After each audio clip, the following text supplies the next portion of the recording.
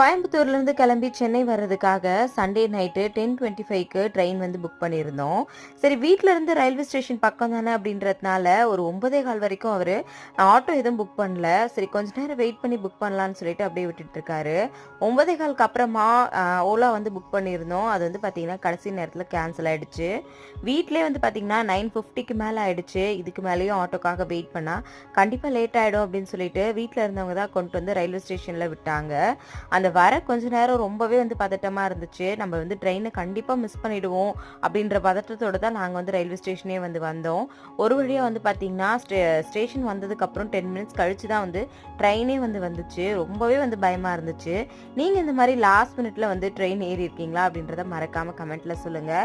ஒரு வழியா வந்து சென்னை வந்தாச்சு. இங்க சென்னை வரும்போதே பாத்தீங்கன்னா லேசா தூறலோட சூப்பரா இருந்துச்சு நம்மளோட சென்னை. சென்னை எப்போ வருவீங்க அப்படின்னு கேட்டவங்களுக்காக தான் இந்த வீடியோ.